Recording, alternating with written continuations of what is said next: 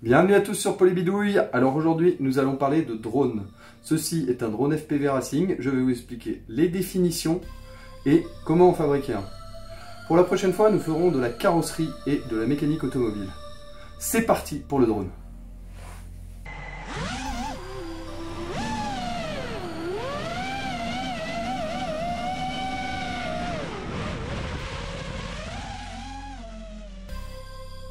Un drone ou UAV est un engin sans pilote. On peut le radiocommander ou bien avoir un système de gestion autonome qui permet de faire des missions. Un drone peut être composé de 3 hélices, c'est un tricoptère. De 4 hélices, quadricoptère. 6 hélices, c'est un hexacoptère comme celui-ci. Puis octocoptère, etc. La forme des bras peut extrêmement varier d'un drone à l'autre. Ils peuvent être plus en avant, plus en arrière, le châssis plus petit, les bras plus larges. Tout cela fait que le drone va réagir plus ou moins vite et plus ou moins fort, ou va pouvoir prendre plus de vitesse ou moins de vitesse. Nous pouvons généralement classer les drones dans 3 grandes catégories. Les drones pour la prise de vue qui sont souvent beaucoup plus gros que celui-ci pour pouvoir embarquer un appareil photo ou une grosse caméra. Ensuite, des drones plus industriels qui permettent de faire de grosses missions. Par exemple, aller positionner des objets dans des endroits inaccessibles. La dernière catégorie est ce type de drone qui s'appelle drone FPV Racing. Donc FPV pour First Person View, c'est-à-dire que nous allons avoir une caméra devant et nous allons pouvoir regarder dans des lunettes de ce type pour pouvoir piloter notre drone. Racing car ce sont des drones de course qui vont pouvoir aller très vite et avoir beaucoup de réactivité dans les virages. Ici, c'est un hexacoptère. En drone racing, il n'en existe quasiment plus. Les quadricoptères sont les plus répandus. A savoir que même si c'est un drone FPV Racing, nous pouvons faire de la prise de vue avec en mettant une caméra HD. Comme mes amis de Winter Activity qui arrivent à suivre des gens qui vont très vite en ski avec ce type de drone. Alors un drone est composé d'un châssis, souvent en carbone, mais il peut être de plein de matières différentes comme le bois, le plastique, la mousse, etc. Les drones sont souvent classés par taille en fonction des hélices, c'est-à-dire du 2 pouces, 2 pouces et demi, 3 pouces, 4 pouces, 5 pouces, c'est celui-ci, etc. Dans notre châssis, nous allons avoir une carte de vol. C'est elle qui va gérer les moteurs grâce à un processeur.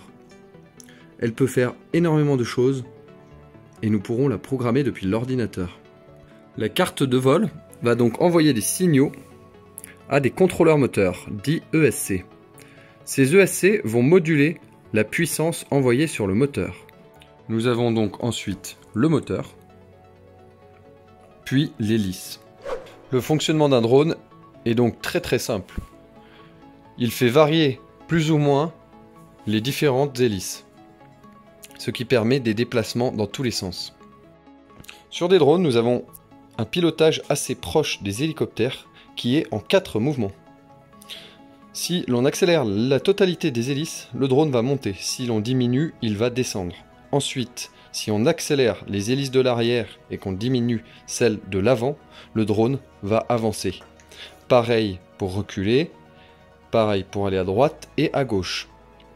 Le seul mouvement un peu plus compliqué est le mouvement de lacet. Il faut que 2 hélices qui aillent dans le même sens accélèrent et 2 hélices qui aillent dans le même sens diminuent. Nous avons donc 4 mouvements.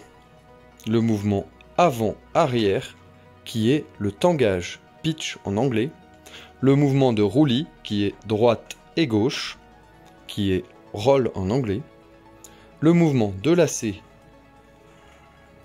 qui permet de changer la direction, qui est yaw en anglais, et le dernier mouvement, c'est les gaz, qui permet de monter ou descendre. Sur un hexacoptère, les 3 hélices ici, ici et ici tournent dans le même sens. Celle-ci tourne dans le sens anti-horaire. Celle-ci, celle-ci et celle-ci tournent par contre dans le sens horaire. Pour pouvoir faire décoller notre drone, il va nous manquer encore un élément, c'est la batterie, que nous placerons avec des scratchs.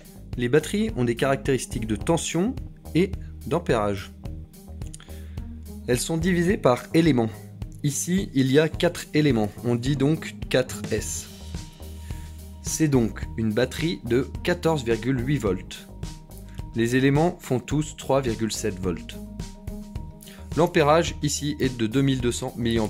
Si vous voulez plus d'informations sur ces batteries, je vous proposerai une autre vidéo, dites-le moi en commentaire.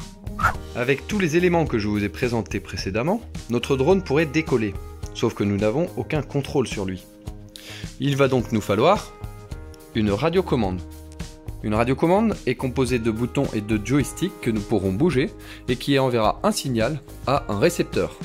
Ce récepteur sera placé sur le drone et communiquera directement avec notre contrôleur de vol pour lui demander par exemple de monter, descendre ou de faire n'importe quel autre mouvement sur le drone.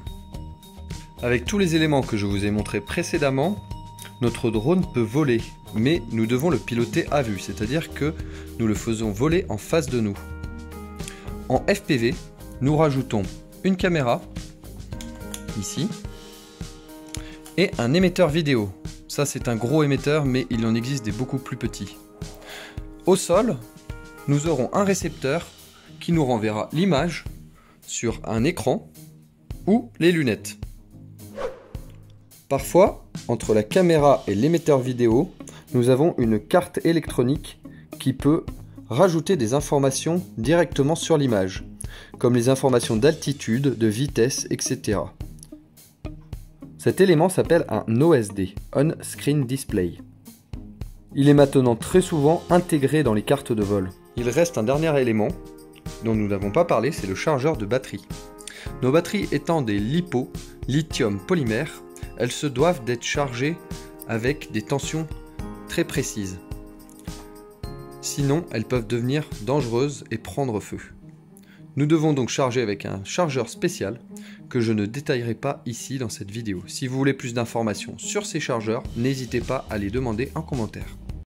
N'ayant pas ma GoPro sur mon drone, je remercie Chab pour ces images.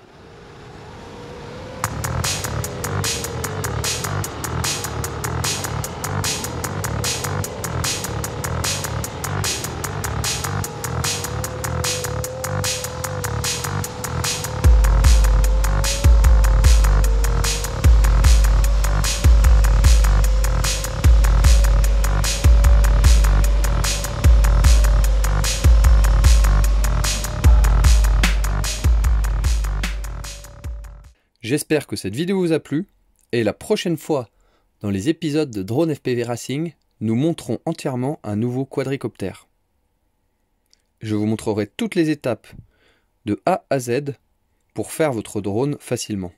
Et n'oubliez pas de liker et de partager cette vidéo au maximum.